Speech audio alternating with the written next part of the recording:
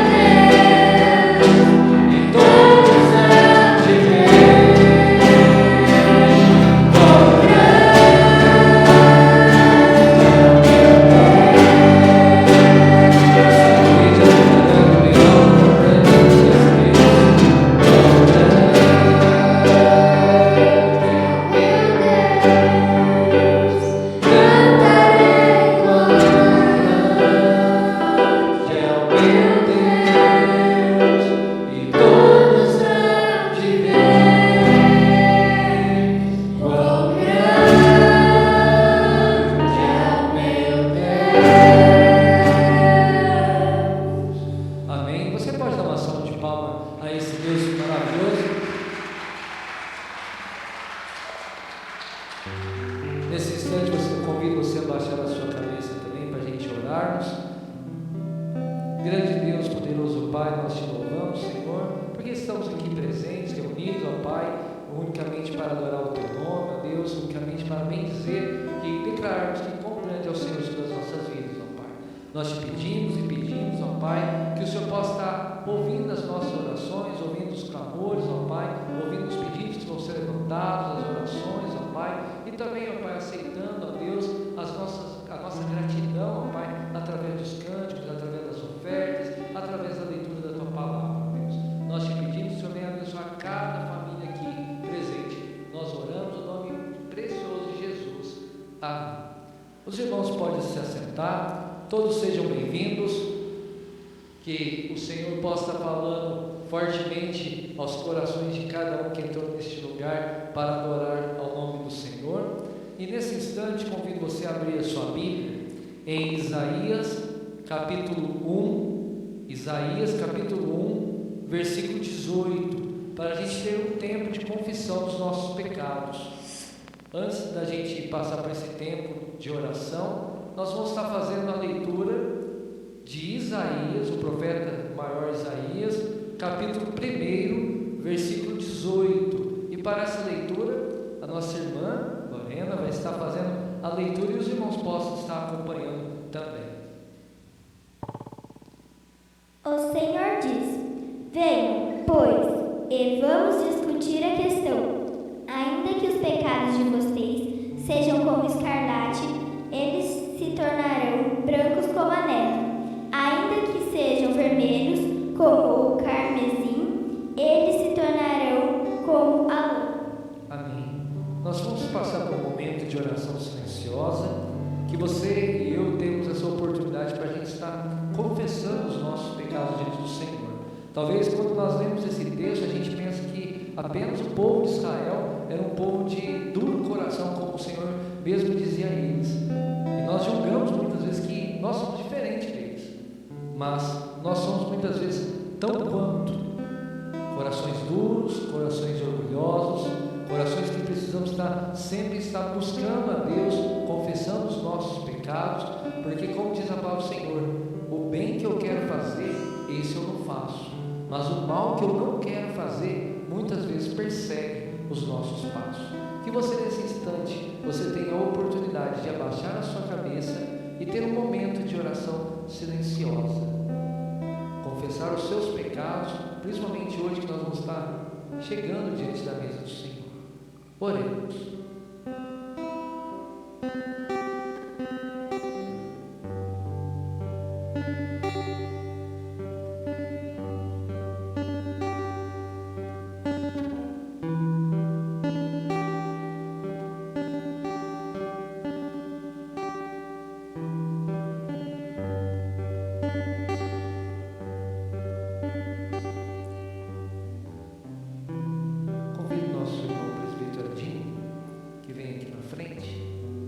Possa estar pegando o microfone, fazendo essa oração, intercedendo pela igreja.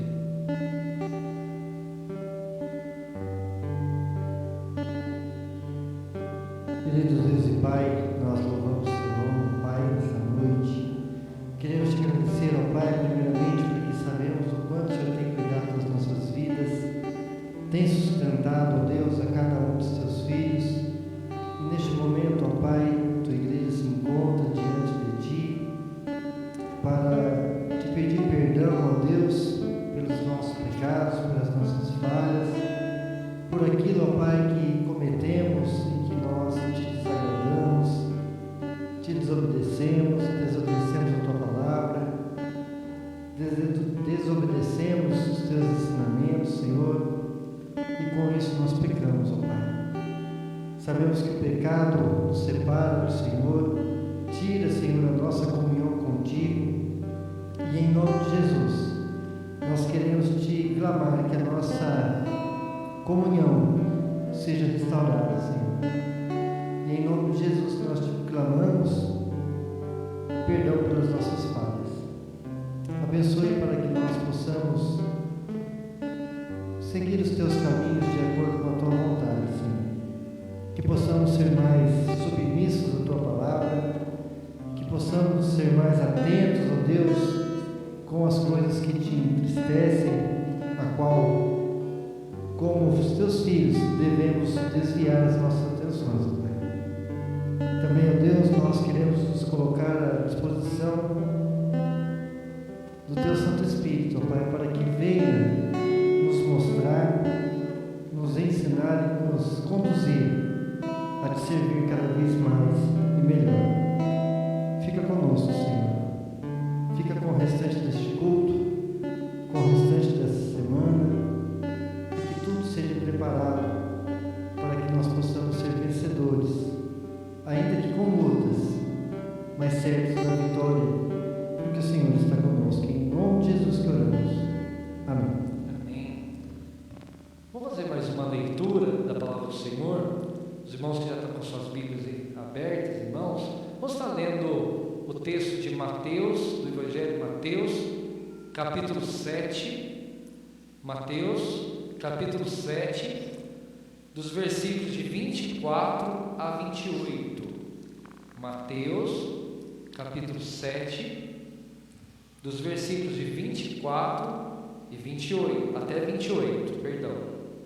E para essa leitura, vamos contar com o nosso irmão Davi, que vai estar fazendo a leitura, que os irmãos possam acompanhar no seu aplicativo ou mesmo na sua Bíblia, essa porção da palavra do Senhor. Mateus 7, 24 a 28. Todo aquele, pois, que ouve as minhas palavras e as práticas, será comparado a um homem prudente que construi a sua casa sobre a rocha. Caiu a chuva, transbordam os rios, sopraram os ventos e bateram com força contra aquela casa. Ela não desabafou, porque tinha sido construída sobre a rocha. E todo aquele que ouve estas minhas palavras e não as pratica, será comparado a um homem insensato que construi sua casa sobre a areia.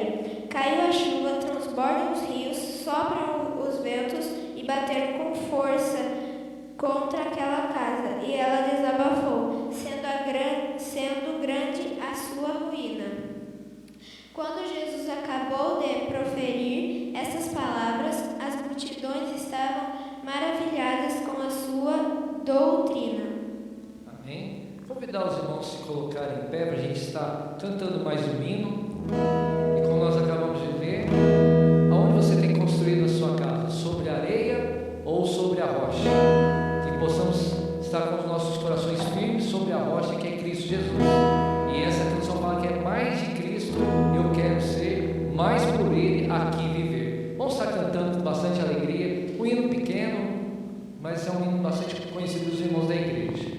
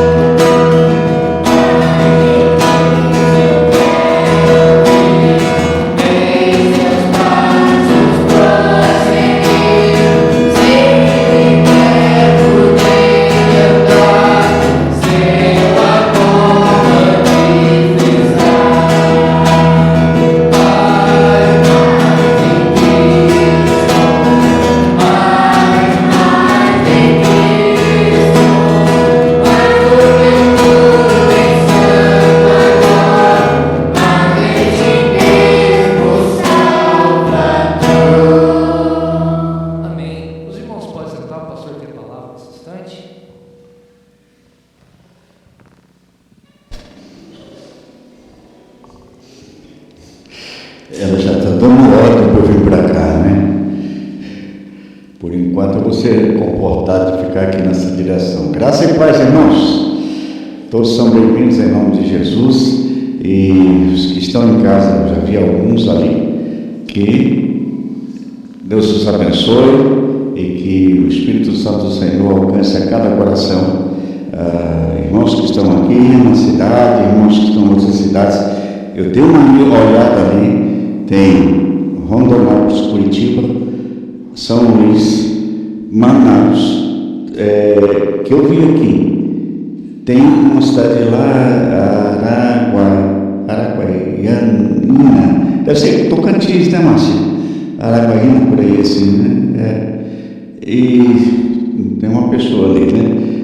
Às vezes aparece no nosso aplicativo, não aparece no seu, mas a gente tem ali uns contatos que dá para descobrir. Todos são bem-vindos e eu espero que esse culto seja edificante para cada coração.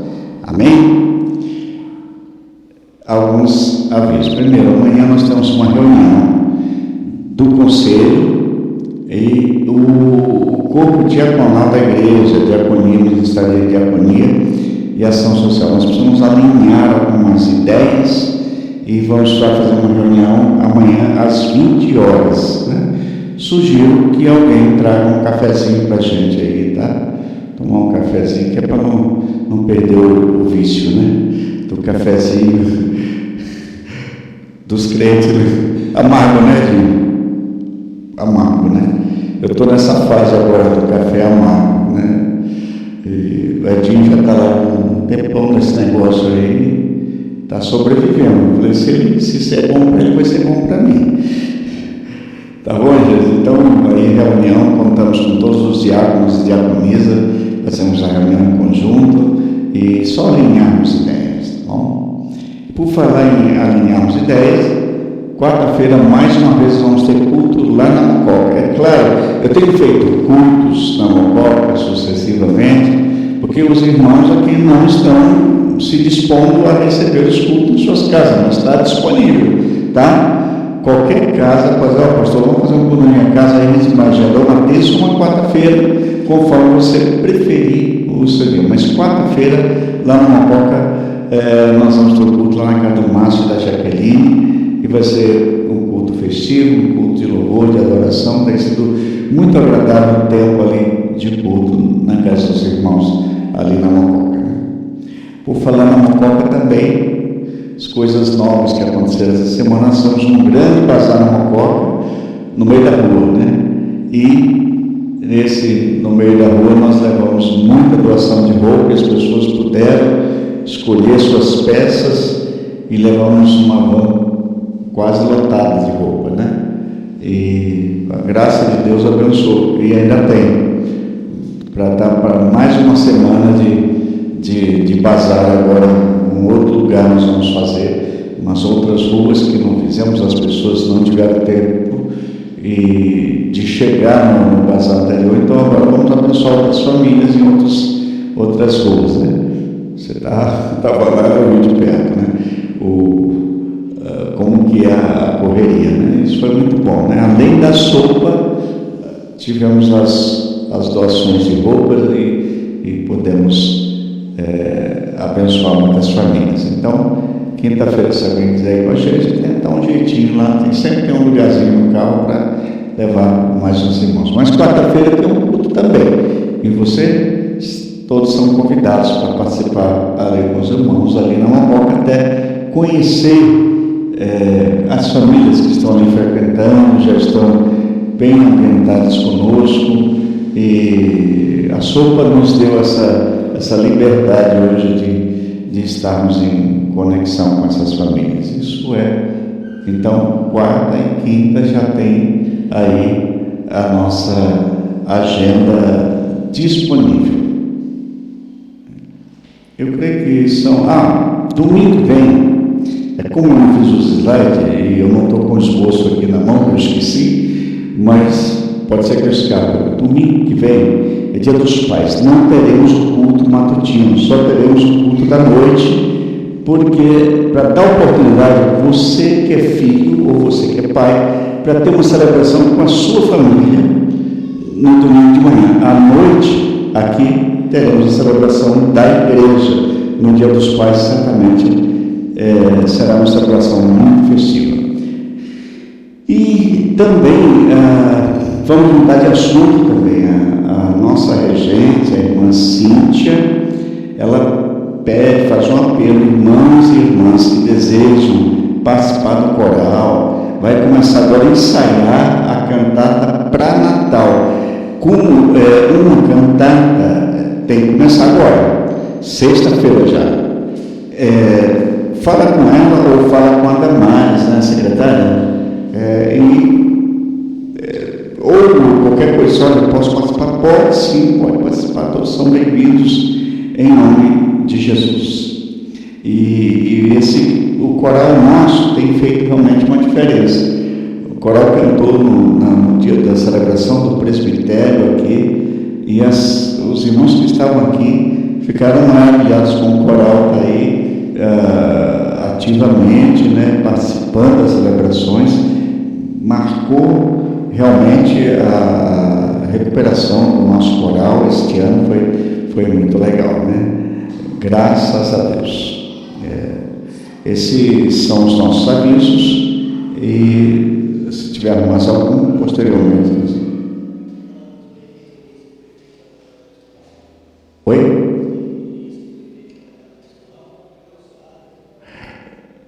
Bom, o Edinho lembrou muito bem.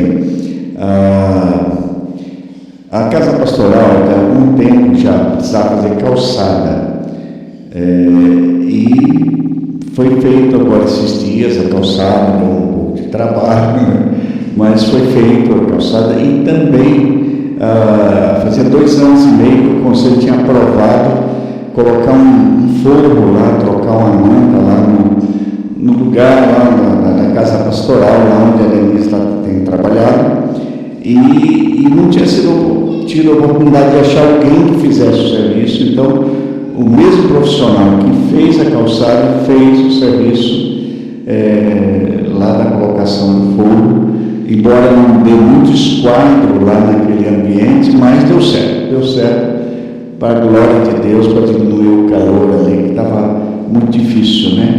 E já há 2 anos e meio eu estava nessa expectativa, e finalmente agora deu certo, né? O Edinho comandou essa palavra. Nosso irmão Juarez vai ter uma participação nesse momento. Vocês vão ter que esperar um pouquinho, e precisa de um microfone para ele aqui, ou aqui ele tem que vir aqui. Se você precisar da tribuna, é melhor que eles vão controlar aqui com...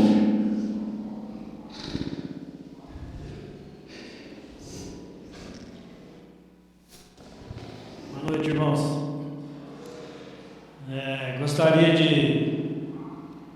compartilhar com vocês um agradecimento a essa igreja, que faz 24 anos que nós chegamos a Monte Sião, e essa igreja nos acolheu muito bem, e aqui eu consegui criar meus filhos dentro da igreja.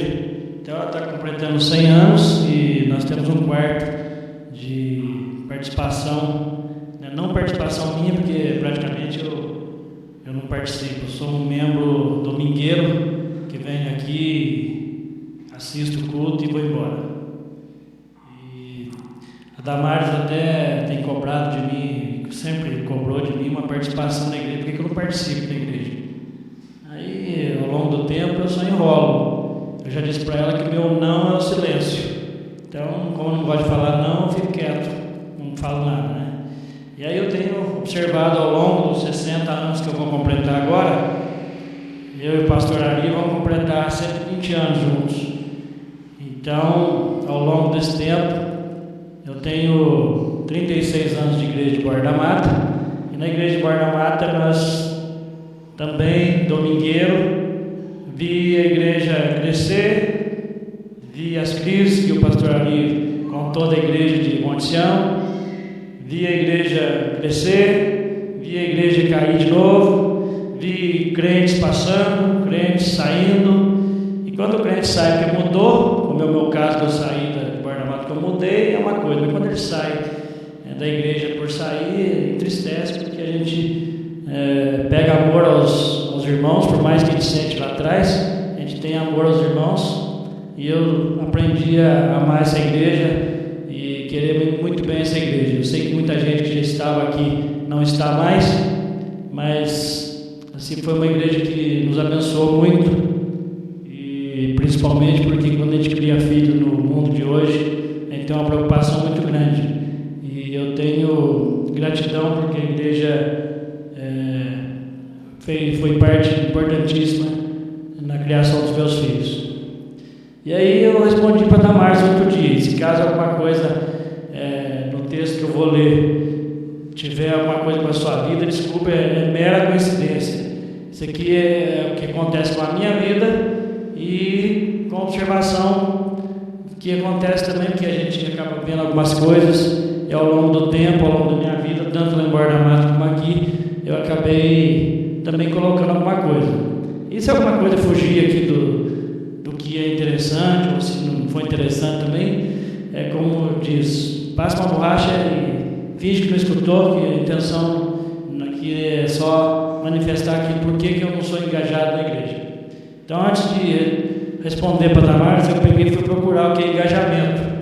E aí a resposta veio: participação ativa em assuntos e circunstâncias de relevância política e social, passível de ocorrer por meio de manifestação intelectual e pública. Qual a minha dificuldade de se engajar? Qual a minha dificuldade de me manter engajado? E por que ao longo do tempo eu, Juarez, não consigo me manter engajado? Ao longo do tempo não é nenhuma resposta minha, porque eu nunca tive engajado, então não seria uma resposta que eu teria que dar. E eu coloquei 10 pontos. E o primeiro que eu me acho incapaz: não sei cantar, não sei falar, não sei pregar, não sei levar a pregação às pessoas que precisam, não sei falar do Evangelho, leio pouco a Bíblia, tenho pouco conhecimento. Então, quando a gente tem pouco conhecimento, a gente não consegue falar muita coisa.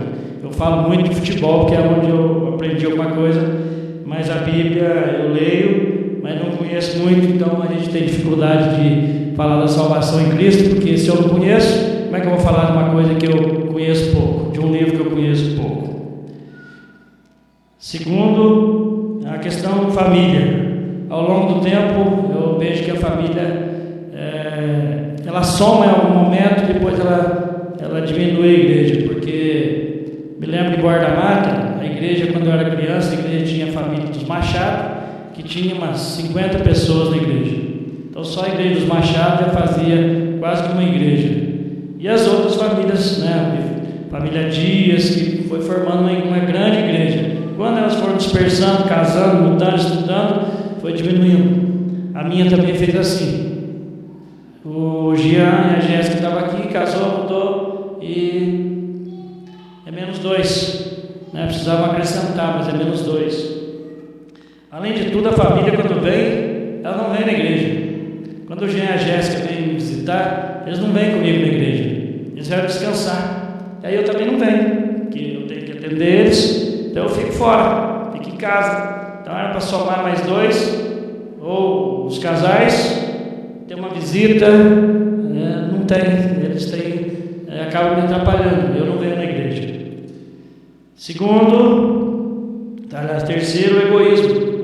Eu sou filho único, todo filho único é egoísta, não tem irmão para dividir, não tem irmão para repartir, então eu sou egoísta, então não gosto de participar de nada onde eu não resolvo sozinho. Eu quero resolver minha vida sozinho, não quero palpite. Então no futebol eu me dei bem, porque eu sou treinador do time e eu já aviso o dono do time: se for para dar palpite, eu não venho. Então eu sou o treinador, quem decide a escalação sou eu. Então quem vai jogar? Eu decido. Ponto. Papai reclama, o outro reclama e eu já jogo limpo. É eu que decido. Se você quiser jogar no meu time assim, se você não quiser, você não vem. Você fica na sua casa. O Zóio e a Tati sabem muito bem disso, porque o Vinícius participou há alguns anos comigo, e ele sabe como é que funciona comigo. Então, como eu sou egoísta, como é que eu vou participar de uma comunidade se eu não sou egoísta? Então eu vou mais atrapalhar do que ajudar, porque aí eu não quero os bancos desse lado aí, eu quero os bancos atravessados.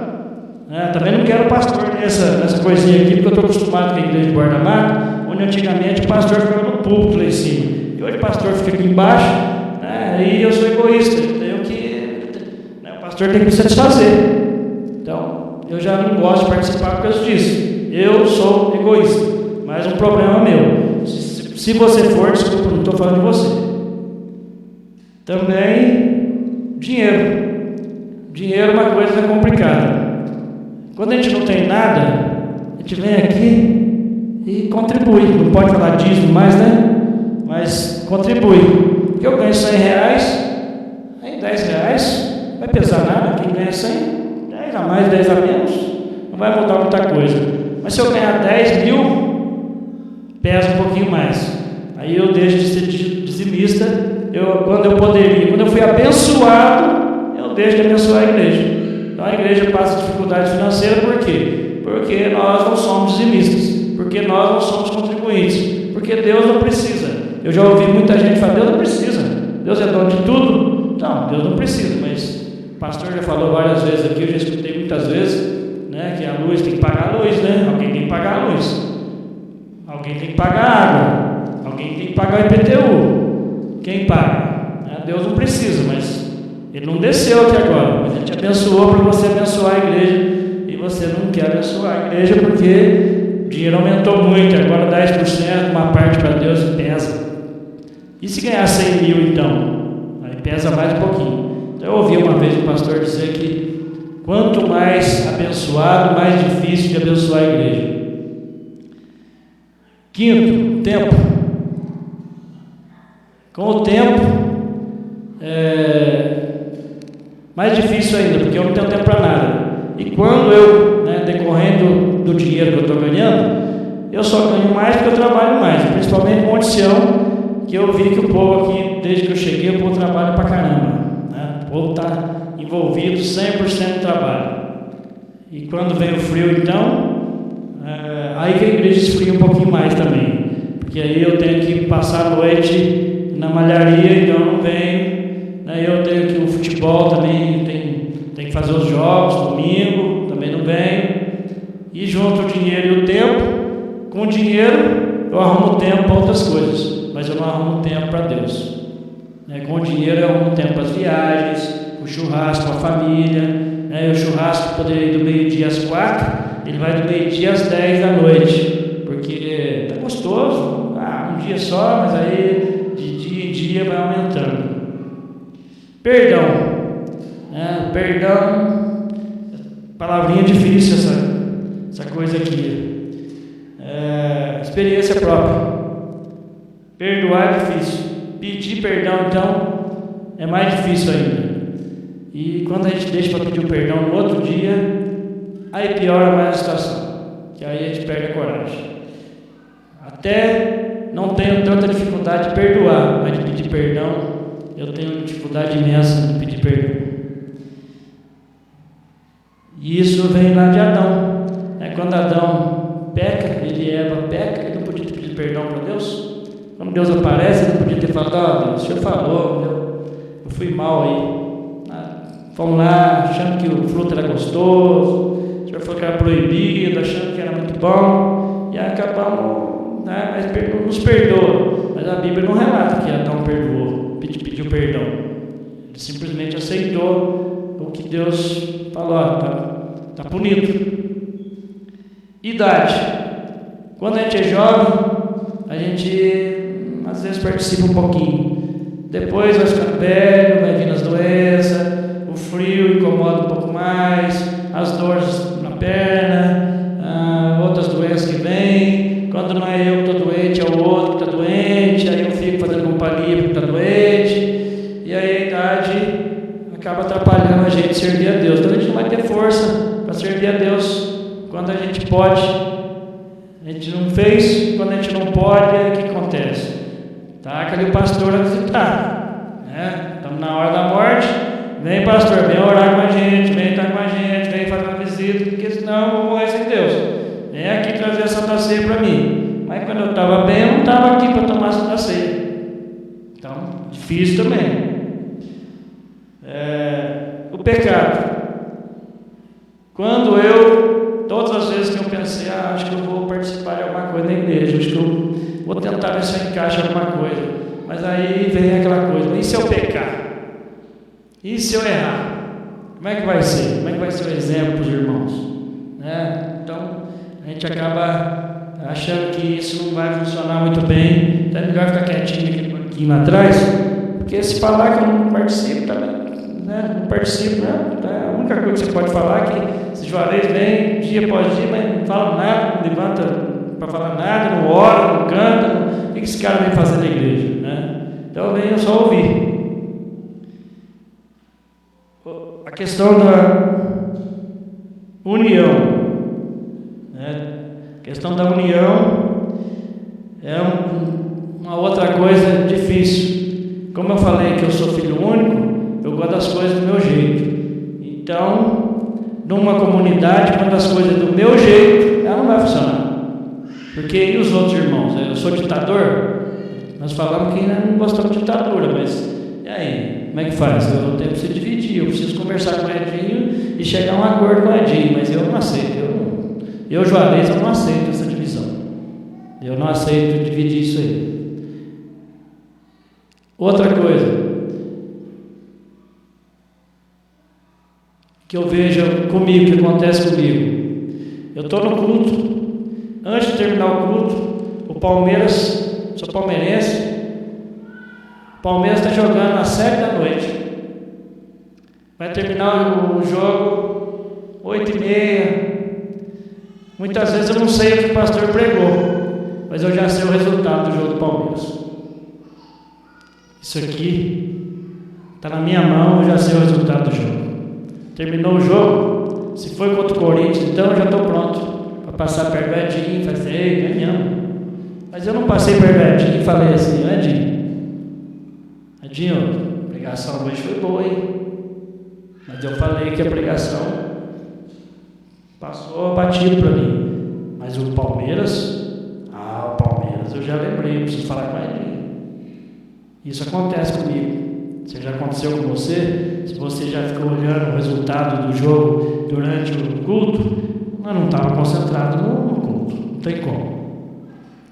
E outra coisa que para mim, ao longo do tempo, eu vi nascer muitas igrejas, fruto da igreja presbiteriana, a presbiteriana renovada, a presbiteriana não sei o que mais, aí vai, a presbiteriana, tem tanto nome que eu nem sei mais quantos nomes que eu já vi de presbiteriana. Só que uma coisa que eu nunca vi, como eu sou do futebol, estou no meio do futebol, eu nunca vi corintiano virar palmeirense. Eu nunca vi. Nem palmeirense virar corintiano. Nunca vi isso. Ao longo do tempo, Corinthians perde o Palmeiras, o corintiano está ali e briga ainda, quer provar que foi melhor. Não, foi melhor. Ou vice-versa, o palmeirense está ali brigando. Não, é o Palmeiras. Não, o Palmeiras foi bom, você ganhou na sorte. Briga por causa do Palmeiras, briga por causa do Corinthians, mas não abandona o Corinthians. O nível de sócio-torcedor é grande, colabora com o Corinthians, colabora com o Palmeiras. Mas com Deus que nos abençoa, que nos dá a condição, eu não faço isso. Então, sai daqui e vai para outra igreja, vai criar uma outra igreja. Mas corintiano não cria Corinthians B, não cria Corinthians reformado, não tem palmeirense que criou o Palmeiras dos últimos dias. Eu não vejo isso. Então, ao longo do tempo, a Damares tem que cobrar. Por que você não participa da igreja? Por esse motivo e por muitos outros motivos que eu não participo da igreja. Eu só frequento a igreja. Então, eu sou grato por essa igreja existir, porque essa igreja foi importantíssima na minha vida, na vida da minha família, principalmente na vida dos meus filhos, que participaram, os outros dois participaram ativamente da igreja, o Thomas mais tímido, mas tem participado. E eu sou muito grato, mas nós tínhamos que ser mais presbiterianos. Já ouvi dizer que na porta do céu não está escrito nem assembleanos, nem presbiterianos, nada. Lá não está escrito isso. A Bíblia não se refere a presbiterianismo. A Bíblia não falou que a igreja presbiteriana é que vai entrar no céu. Lá não está escrito, eu pelo menos não vi isso. Só que se eu estou nessa denominação, por que eu não amo essa denominação? O fato de amar a denominação não está dizendo que eu amo mais a denominação do que a Deus. Mas quando Jesus vem à Terra, ele se apresenta e começa o ministério, há uma multidão atrás dele. Não há 3 pessoas. Se é desculpa que onde houver 3 pessoas reunidas no meu nome, ali estarei eu. Mas a multidão crucificou Jesus. Mas tinha uma multidão. A multidão ficou sabendo da salvação. Se decidiram crucificar Jesus, aí é outra questão. Mas que tinha uma multidão, tinha. E uma igreja cheia, ela atrai mais pessoas para ouvir do Evangelho. E essa é a minha opinião. Isso é o que eu penso. Uma igreja cheia atrai outras pessoas. Se tem um acidente, para 5 carros, vai parar mais 50 carros para ver o que aconteceu. Mas se tiver só um carro parado na beira do asfalto, você não para. Porque você sabe por quê? Porque de repente furou o pneu, você precisa ajudar ele. Mas se for um acidente, todo mundo para. Então esse é o Juarez, né, que eu penso nisso, eu sou assim, infelizmente, Deus precisa mudar a minha vida. Eu peço a oração dos irmãos que orem por mim, porque eu preciso ser mudado. Mas eu amo o presbiterianismo, que foi aonde eu nasci e aonde eu quero terminar minha vida. Porque eu não preciso de mudar de igreja para mim ser mais crente, ter mais fé. Eu preciso amar essa igreja. Eu preciso amar essa obra que Deus colocou aqui. Então, o frio e tudo aquilo que tem acontecido, os percalços, as indisposições, os problemas com os irmãos, não podem nos atrapalhar de estar aqui dentro. Já vivi todas essas experiências. Eu gostaria que nossa igreja voltasse a crescer, que a crise pós-pandemia não atrapalhasse. Quem vai para o céu é com Deus, não é comigo, não é com o pastor. Mas que a igreja precisa crescer. E que nós precisamos ter mais compromisso com a igreja, precisamos ter. Porque eu não admito que eu tenha mais compromisso com o Palmeiras do que com a igreja que Deus me colocou dentro dela. Muito obrigado.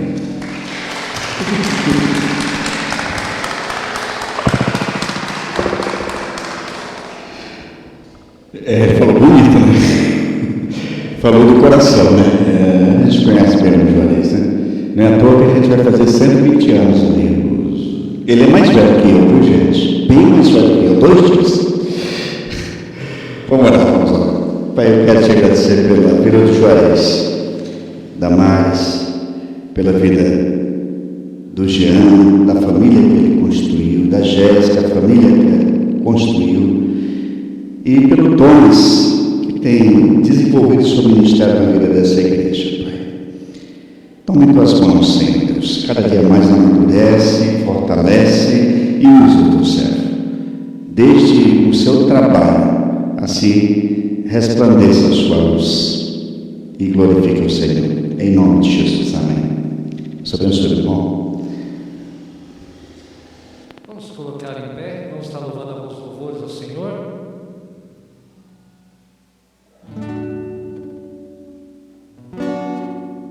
Alguém pode apagar a luz, por favor?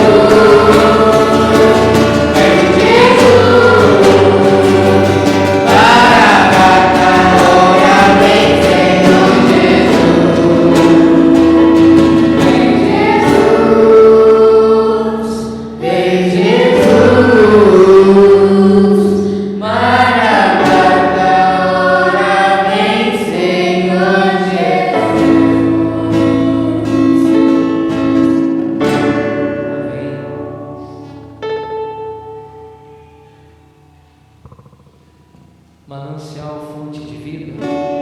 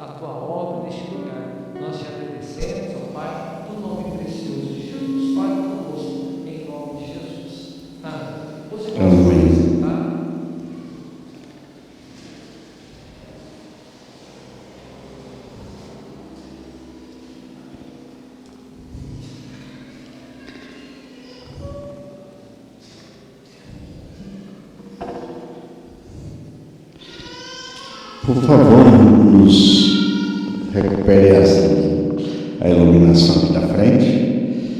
Antes da gente ministrar a ceia do Senhor, eu quero chamar os presbíteros aqui na frente. Todos os presbíteros, por favor. Hoje é um dia especial e dia 1º de agosto, em nossa denominação, nós celebramos o dia do presbítero e da presbítera. Hoje, atualmente, nós só temos presbíteros, mas já tivemos presbíteras e não temos todos os presbíteros aqui. Um apagou aqui, né? Eu nem comecei a pregar, ele já desmaiou.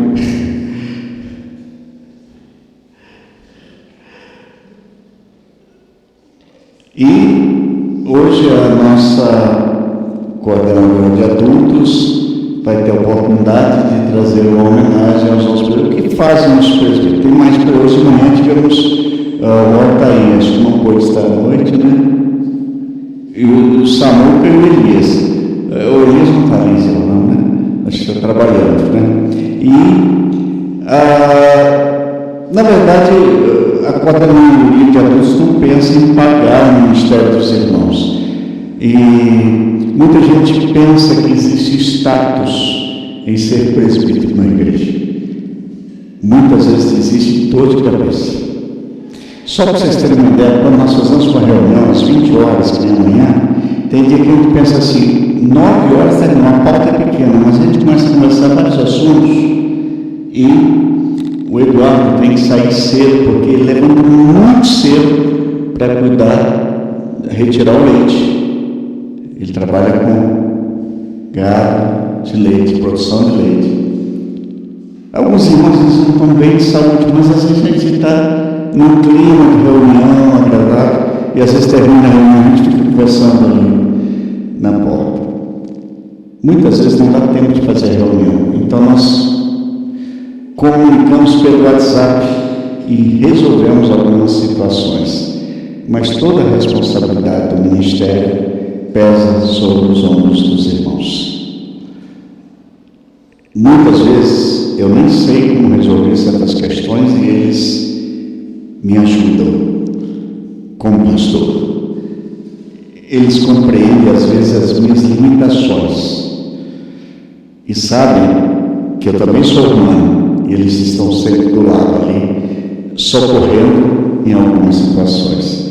É cumplicidade do ministério, assim que funciona na vida da igreja. É a igreja que nos elege. E Deus usa os irmãos. Então, nesse momento, nossa irmã vai trazer uma lembrancinha. Claro que os que não estão aqui vão receber posteriormente.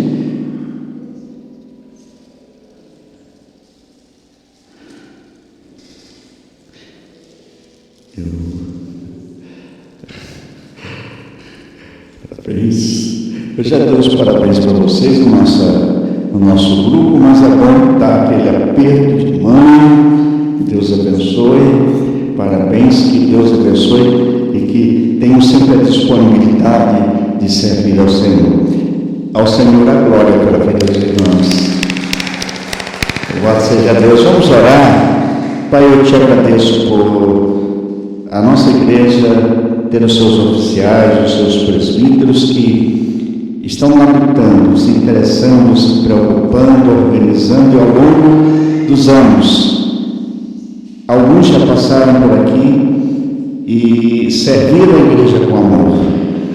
E os irmãos que atualmente estão como oficiais da tua igreja também têm trabalhado com zelo, com responsabilidade, com critérios. E no nome de Jesus, nós os abençoamos e agradecemos pela vida, pelas famílias que dispõem daquele tempo, daquele momento, para que os presbíteros participem das reuniões. Em nome de Jesus, nós entregamos nas tuas mãos cada vida. Te agradecemos por ele. E agora, Senhor, quando nos aproximamos da mesa do Senhor, nós santificamos o pão e o cálice, para celebrarmos o grande amor do Senhor, em nome de Jesus. Amém. Já que os irmãos estão aqui, então já vão ficar os 4 aqui e já vamos participar da mesa do Senhor.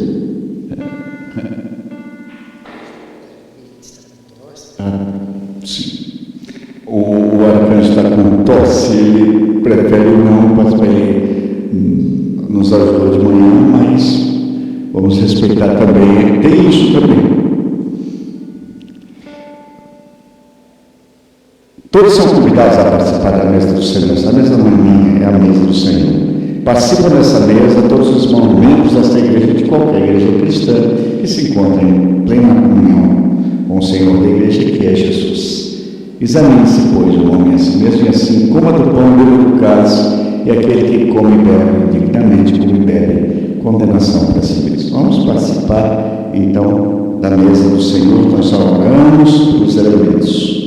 O Senhor Jesus, na noite que foi traído, quis participar de uma celebração da Páscoa. Reuniu os discípulos em torno de uma mesa festiva, cantaram, celebraram, ele tomou um pão, deu graças, ele partiu, distribuiu aos discípulos e disse: comei dele todos, este é o meu corpo que é partido por vós. Da mesma maneira, depois que eles comeram o pão, ele tomou o cálice e disse: é o cálice da nova aliança do meu sangue, que é derramado por vós, bebei dele todos. Fazem isto em memória de mim. Louvado seja o Senhor. Participe com alegria, receba o pão e o cálice, os presbíteros vão se aproximar. Se alguém faltar aí, volta aqui na mesa que vai ter uma...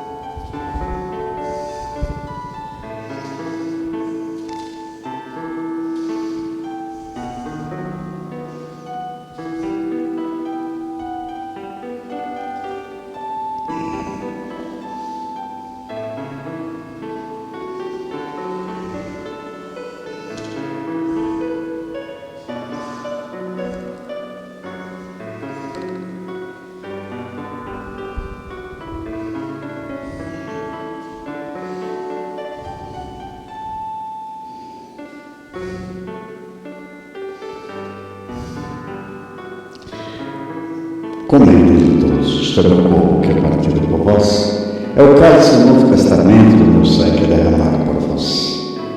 Fazei isto em memória de mim.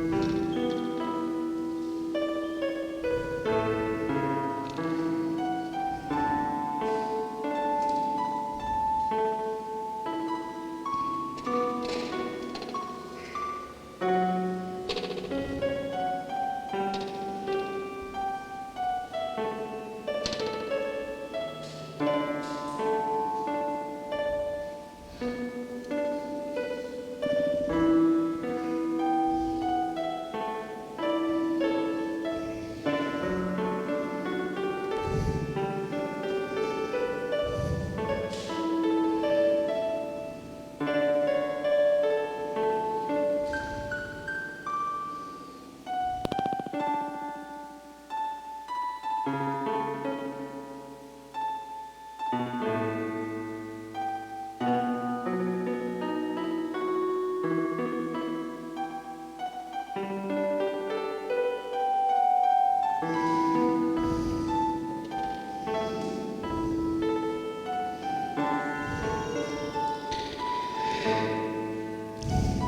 Deus, em nome de Jesus, eu te agradeço por esse tempo de alegria da celebração do teu grande amor que nos renova.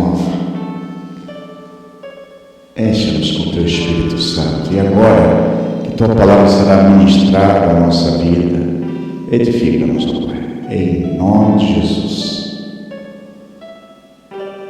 Amém, Senhor. Deus abençoe, Deus seja louvado.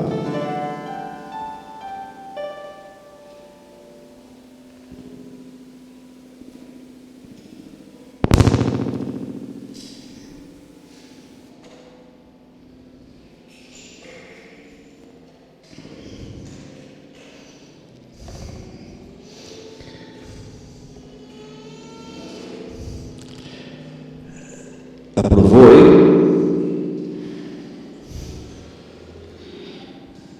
Ela fica mandando em mim, né?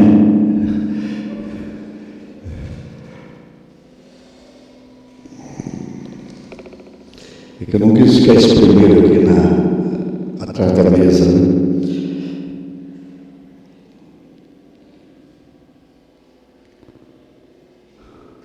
Irmãos, Deus tem um recado para a nossa vida nesta noite. Eu tenho certeza disso, que esse recado será edificante, que esse recado trará algo novo da nossa vida. Você crê nisso? Amém? Você que está em casa também, Deus tem um recado para a sua vida.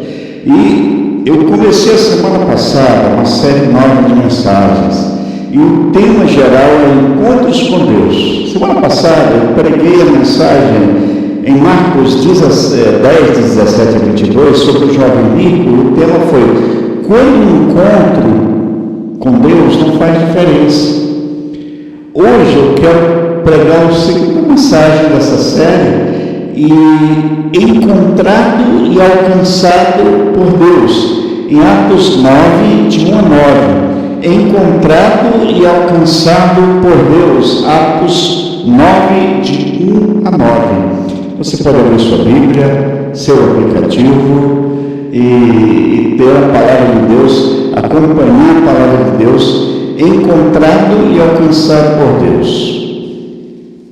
Saulo, respirando ainda ameaças de morte contra os discípulos do Senhor, dirigiu-se ao sumo sacerdote e lhe pediu cartas para as sinagogas de Damasco, a fim de que, caso achasse alguns fiéis do caminho, as mães, mulheres, os levasse presos para Jerusalém. Seguindo ele estrada fora, ao aproximar-se de Damasco, subitamente uma luz do céu brilhou ao seu redor, e caindo por terra ouviu uma voz que lhe dizia: Saulo, Saulo, por que tu me persegues? Ele perguntou: quem és tu, Senhor? E a resposta foi: eu sou Jesus, a quem tu persegues. Mas levanta-te e entra na cidade, onde te dirão o que te convém fazer. Os seus companheiros de viagem pararam emudecidos, ouvindo a voz, não vendo contudo ninguém. Então se levantou Saulo da terra e, abrindo os olhos, nada podia ver. E guiando-o pela mão, levaram-no para Damasco, e esteve 3 dias sem ver, durante os quais nada comeu e nem bebeu. Que o Senhor nos abençoe. Amém? E fale ao nosso coração, com certeza. Talvez este seja o homem mais conhecido do cristianismo, da história do cristianismo. O representante mais claro e mais falado do cristianismo depois de Jesus tem sido o apóstolo Paulo. Além de ser de fundamental importância para a história da igreja, Saulo era o seu nome aramaico. Na sua tradução de judeu, na sua tradição de judeu, o nome Saulo é aramaico. O nome Paulo era o seu nome romano. Naquela época, por ser cidadão romano, ele recebia um nome romano. Então, você encontra os dois nomes, Saulo e Paulo. É que Saulo é aramaico, por causa da tradição dos judeus, e Paulo, por ser cidadão romano. Então, ele é mais conhecido com o nome romano, mas o nome aramaico também é a mesma pessoa. Isso é uma informação que nós encontramos aí nos estudos de muitos comentaristas. E vamos lá. Muitos livros de filosofia já foram escritos sobre Saulo e Paulo. Muitos livros de teologia já foram feitos sobre ele, sobre a sua teologia. Ele está presente na teologia do Novo Testamento. Foi o primeiro teólogo da igreja e foi chamado por alguns até alguns ele foi cofundador da igreja. Mas na verdade Saulo ele foi chamado por Deus e escolhido por Deus para levar o evangelho aos gentios, porque ele tinha uma formação que daria amplo e facilidade para comunicar o evangelho a outros povos, às outras etnias conhecidas naquela época. Bom, mas eu falei que o tema é encontrado e alcançado por Deus. Esse é o tema.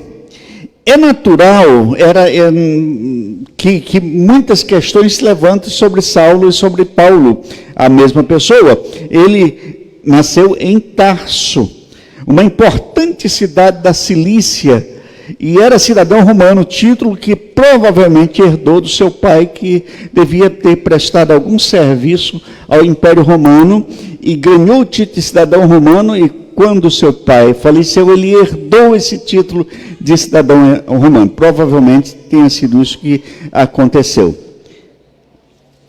Sua educação começa em casa, com seu pai. Depois ele é levado para a sinagoga, onde um tal Rabino Gamaliel lhe instrui, e ele então é preparado na Torá, na lei de Moisés, ele é preparado em todas as circunstâncias da teologia dos judeus. Então era um homem muito bem preparado, instruído então por Gamaliel, que era um rabino.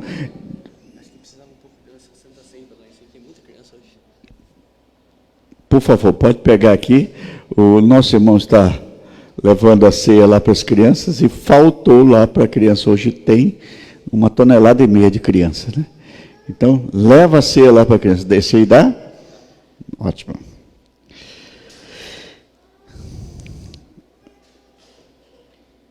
Então, ele começa a aprender essa teologia dos judeus. Então, ele está muito bem preparado para isso, conhecendo, então, a língua grega, a língua hebraica e também o aramaico. Pois era um homem de muito conhecimento, de muito preparo. Mas ele se torna um homem muito zeloso do ponto de vista do judaísmo. Quando uma seita que ele ouve falar, que é um tal de Cristo, Jesus o Cristo, que eles não reconheciam do ponto de vista do judaísmo tradicional, então essa seita começa a crescer rapidamente, e ele, muito ligado ao sinédrio, ao tribunal, provavelmente, por ser, ele era um oficial romano, provavelmente ele também pertencia ao mais alto tribunal religioso dos judeus, do qual faziam parte, tinha 71 membros, incluindo o presidente. Então, provavelmente, ele pede essas cartas para autorização para perseguir cristãos, prender cristãos.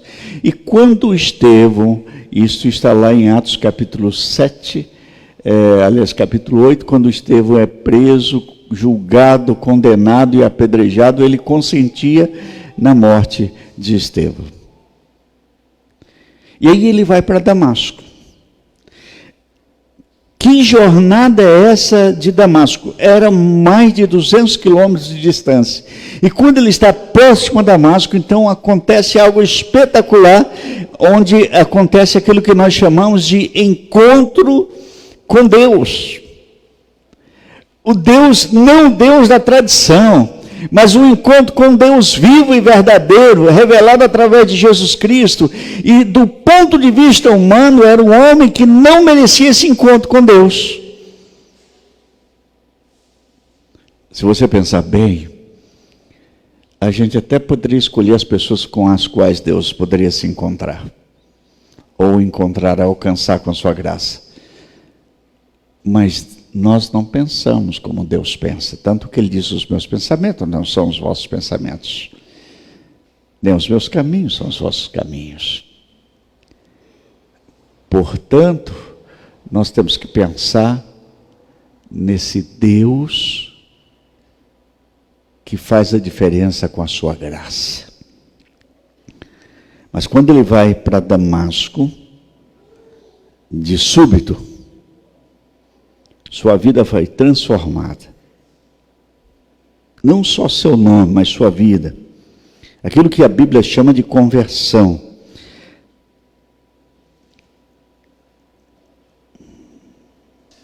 Seu nome hebraico ou aramaico, Saulo, era pedido a Deus. Seu nome romano, traduzido ao pé da letra, quer dizer pequeno. Este homem que estava acostumado a se dizer: eu fui pedido a Deus, agora ele tem que ser conhecido por uma nova história. Eu sou pequeno diante de Deus.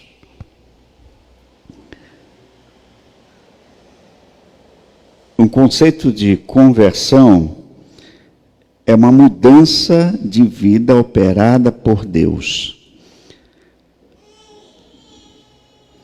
Existem dois vértices, dois aspectos dessa conversão. Primeiro, relacionado ao pecado, chama-se arrependimento. E o segundo, relacionado com Cristo e a fé. É uma mudança radical de atitude, uma mudança de rumo na sua vida, na sua história. Foi o que este homem passou quando foi encontrado e alcançado pela graça de Deus. Agora preste muita atenção. Já que meu tema é encontrado e alcançado por Deus, e este homem se converte, ele se converte, mas Deus o alcança. Vamos lá. Em primeiro lugar, Deus muda o rumo de sua história. Foi o caminho para praticar mais um dos seus atos perseguidores, que Saulo encontrou Jesus de forma singular e definida.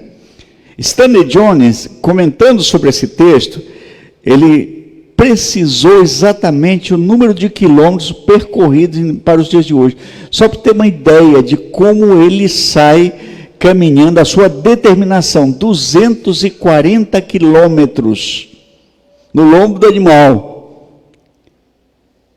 Esse homem não sabia que Deus estava preparando a sua vida para o futuro, para fazer as mesmas caminhadas, para fazer o mesmo trabalho, mas desta vez levando o reino de Deus.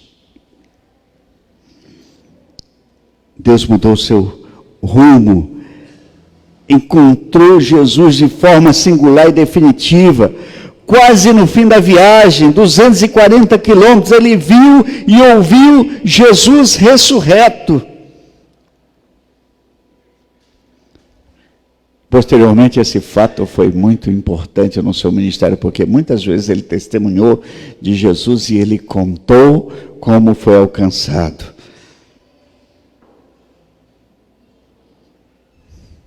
Saulo não sabia, mas ali cego, no chão, ele estava falando com o próprio Jesus.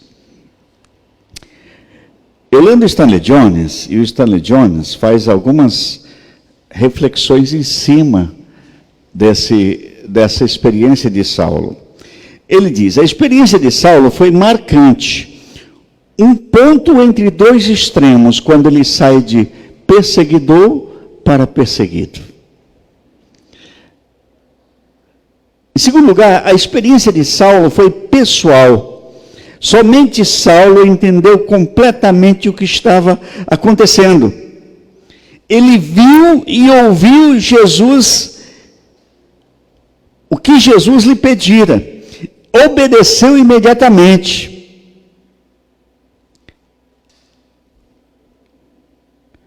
Terceiro lugar, Stanley Jones ainda diz que a experiência de Saulo foi uma demonstração da graça de Deus, aleluia. Eu estava lendo um livro essa semana de John Piper, e ele fala muito da graça irresistível.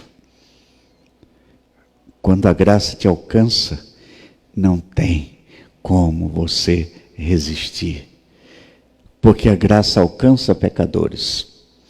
Eu quero dizer para você que o próprio apóstolo Paulo, posteriormente, escrevendo aos cristãos de Roma, ele diz: onde abundou o pecado, superabundou a graça. Onde tinha muito pecado, teve muito maior graça do Senhor. E aquele homem perseguidor da igreja foi alcançado pela graça do Senhor. Mas agora, olhem bem, quando ele sai dali, que ele vai para Damasco, as pessoas estão meio assustadas com ele. Mas ele já sai para pregar. Depois ele vai para Jerusalém. Chega em Jerusalém, ninguém quer ele por perto. Porque o seu histórico era de perseguidor. Só que ele começa a pregar e esse homem começa a ser perseguido. Muita gente queria matá-lo, em Damasco e em Jerusalém. A experiência de Saulo foi uma demonstração da graça de Deus. Olha o que ele diz depois, lá em 1 Coríntios, capítulo 15, versículo 10, capítulo 1, versículo 15 e 16, ele disse: aprove a Deus revelar seu Filho a mim. Ele diz: eu não tenho nem condições disso, mas aprove a Deus revelar seu Filho a mim. Em segundo lugar, ele ainda diz lá em 1 Coríntios 15, 10, mas pela graça de Deus eu sou o que sou, e a sua graça que me foi concedida não se tornou vã. Antes, trabalhei muito mais do que todos eles. Todavia, não eu, mas a graça de Deus comigo. Simplesmente, eu estou aqui pela graça de Deus. Preste muita atenção, você que está em casa, você está assistindo esse culto pela graça de Deus. Você que vai assistir durante a semana, é pela graça de Deus. Você vive pela graça do Senhor. Aleluia. Vamos para a segunda ideia. O Espírito Santo nos leva a novas motivações. Esse homem vinha com as suas motivações, com a sua teologia, mas aí ele recebe a graça do Senhor, ele se levanta, vai para Damasco, espera, vem Ananias, que Deus mandou para orar por ele, e Ananias diz: irmão Saulo, eu estou aqui porque o Senhor me enviou para orar por você, e aí ele recuperou a vista, e ele já saiu pregando, porque o Espírito Santo leva a novas motivações. Não era esse homem que vinha com as cartas escritas das autoridades religiosas, e dizia assim: olha, eu tenho autoridade para te prender, porque você está pecando contra o judaísmo tradicional, você está pecando contra o Império Romano, eu sou um soldado e eu vou levar você preso, se você não quiser ir, você vai morrer. Então, ele tinha um documento que lhe dava esse direito. Mas de repente isso aqui não tem mais nada, nenhuma importância. Isso aqui não tem mais nada, não vale mais nada. Porque o Espírito Santo leva você a outras motivações na sua vida. Olha, observem bem, ele estava orando, ele estava jejuando, versículo 9, ele estava orando, versículo 28, e ele passa a pregar, a partir do versículo 28, ele passa a pregar o Evangelho. Se você encontrar no capítulo 11, depois que sai de Jerusalém, ele começa a pregar, e aí Barnabé o pega e leva para Antioquia. Ali ele fica 1 ano sendo preparado, discipulado por Barnabé em Antioquia. Atos capítulo 11, versículo 25. Em Atos capítulo 13, versículo 1 a 3, diz que depois de 1 ano ele se transforma, ele já é um dos pastores da igreja de Antioquia. O texto de Atos capítulo 13, versículo 1 diz assim: havia na igreja de Antioquia pastores e mestres, e um deles era Saulo. E eles estavam jejuando e orando, e diz o texto que o Espírito Santo disse a eles: separai-me a Barnabé e Saulo para a obra que os tenho chamado. Então o homem que andou 240 quilômetros para perseguir cristãos, agora tem que sair para constituir igrejas, na sua primeira viagem missionária junto com Barnabé. Aleluia. Porque as suas motivações vão mudando. Stanley Jones, no livro Conversão, ele diz: não existe conversão genuína em que não haja mudanças de comportamento e de relacionamento para com Deus, com a igreja e com o mundo. Eu vou repetir essa frase: não existe conversão genuína em que não haja mudanças de comportamento, do relacionamento para com Deus, com a igreja e com o mundo. Este homem levantou transformado e disponível para ser um vaso nas mãos do Senhor. E o próprio Deus falou para Ananias: este para mim é vaso escolhido. Aleluia. Terceira ideia: uma nova vida está disposta a obedecer a Deus. Ao se converter, mudou de atitude, logo ele passa a ser perseguido.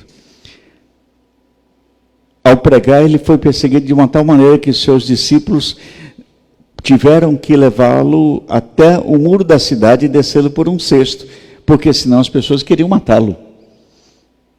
Antes, aquelas pessoas eram amigas dele, eram seus companheiros, estavam torcendo para que ele prendesse dezenas de cristãos que naquela época eram chamados do caminho, não eram chamados de cristãos. Escrevendo à igreja de Corinto, no capítulo 4, versículo 7, ele diz o seguinte: porém nós que temos esse tesouro espiritual somos como potes de barro, para que fique claro que o poder supremo pertence a Deus e não a nós. Muitas vezes ficamos aflitos, mas não derrotados. Algumas vezes ficamos em dúvida, mas nunca ficamos desesperados. Temos muitos inimigos, mas nunca nos falta um amigo. Às vezes somos gravemente feridos, mas não somos destruídos. Levamos sempre no nosso corpo mortal a morte de Jesus, para que também a vida dele seja vista no nosso corpo. Durante a vida inteira, estamos sempre em perigo de morte por causa de Jesus, para que a vida dele seja vista neste nosso corpo mortal. John Stott, no seu comentário sobre a vida de Saulo, ele faz o seguinte resumo: toda a sua teologia, o seu ensino é cristocêntrico, ou seja, a sua vida, a partir daquele momento, ele perseguia Jesus e aos que o seguiam Jesus. Ele passa a ter Jesus como centro da sua vida, aquilo que nós chamamos de cristocêntrico. Então, John Stott diz sobre Saulo isto: ele era um homem no poder do Espírito Santo. Sem ele é impossível cumprir a grande comissão. Sem o Espírito Santo não há movimento. Foi o Espírito Santo que tocou o seu coração, porque o Espírito Santo é que convence do pecado, da justiça e do juízo. Sem o Espírito Santo ele nem saía para a obra missionária, pois o próprio Espírito Santo falou para separá-lo com Barnabé para a obra de plantação de igreja, para a obra missionária. O Espírito Santo está presente em tudo. O Espírito Santo chegou até impedir que eles entrassem numa região da Ásia, para que eles fossem para a Europa. Ele era corajoso.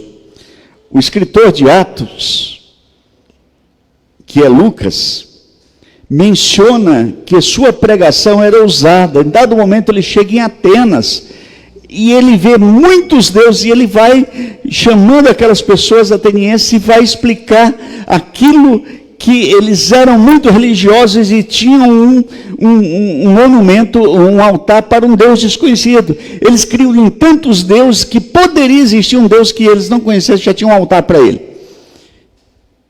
E Saulo começa exatamente dessa maneira. Eu vi aí um altar para um Deus desconhecido. É precisamente este Deus que eu quero falar para vocês. E assim ele levou muitas pessoas a Cristo. Aleluia. Sua coragem custou caro. Paulo pagou com sofrimento, com prisões, com açoites. Paulo aceitou o sofrimento dessas perseguições sem perder a sua determinação de servir a Deus e de pregar o Evangelho.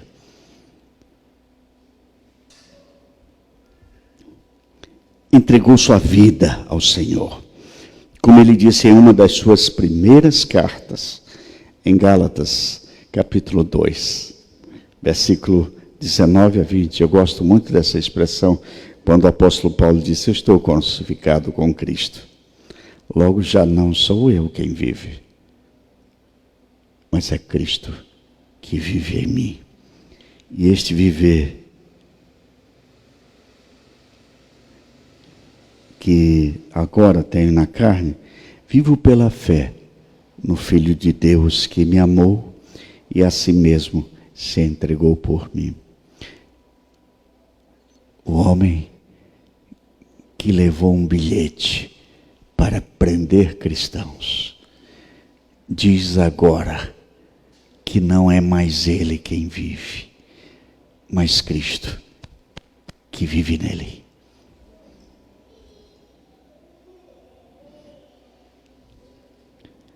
Uma verdadeira conversão nunca se apaga do coração humano, por mais que queiramos. Não poderemos apagar as marcas de um encontro com Deus. Eu fico pensando aqui. Você já teve a experiência de um encontro com Deus? Amém?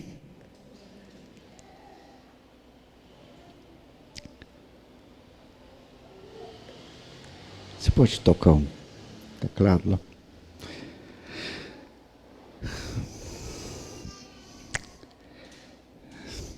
Eu quero que você pense exatamente no que você ouviu nessa noite.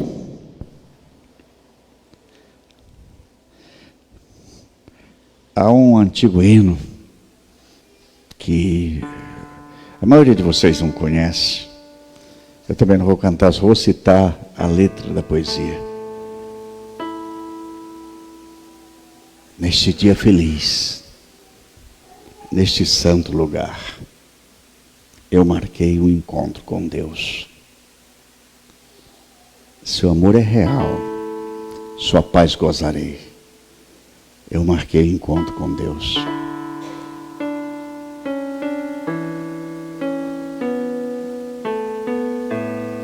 Você pode se colocar em pé agora? Vamos pensar um pouquinho.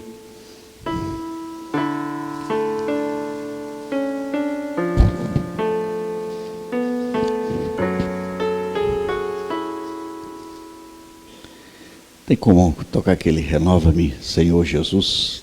Tá? Tá no jeito aí? Estou improvisando aqui, tá, gente? Vocês conhecem? Acha aí a letra pra gente? Renova-me, Senhor Jesus.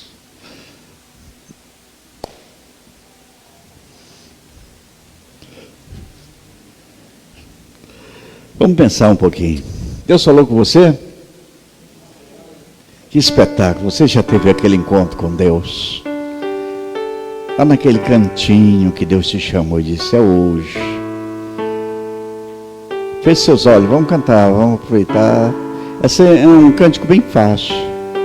É claro, se você não souber a letra e quiser ler também pode, mas canta junto.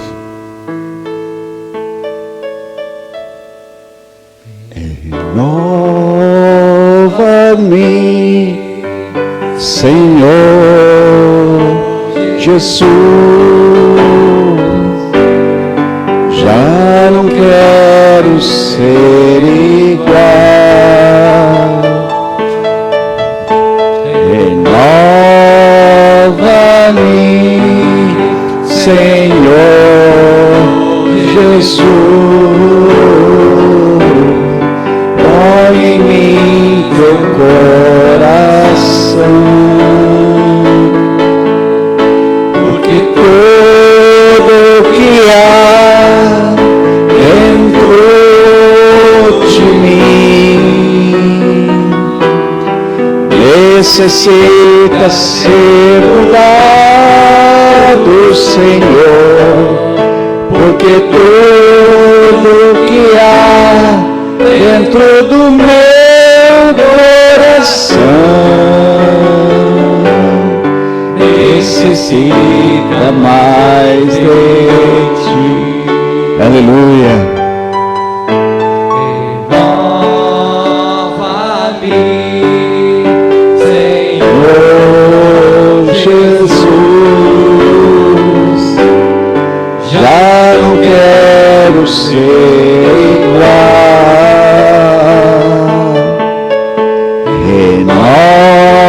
Renova-me, Senhor Jesus, põe em mim teu coração, porque tudo que há dentro de mim necessita ser mudado, Senhor, porque tudo que há dentro do meu coração necessita mais de ti. Necessita mais de ti. Continua dedilhando para a gente aproveitar essa música. Feche os olhos agora. Você lembra o dia que Deus o alcançou com a sua graça? Levante sua mão se você lembra esse dia. Eu lembro o dia que Deus me alcançou com a sua graça. Numa manhã de setembro do ano 1977. Eu tinha nascido e sido criado dentro da igreja. Mas eu não tinha tido a minha experiência pessoal e o Senhor me alcançou com a sua graça. Eu nunca mais deixei de seguir o Senhor. Agora você teve um encontro com Deus. Mas isso não mudou nada na sua vida. É hora de entregar para Ele. Senhor, eu necessito mudar. Que o Teu Espírito Santo provoque isso em nós. Oh Deus, misericórdia, Senhor Deus. Em nome de Jesus.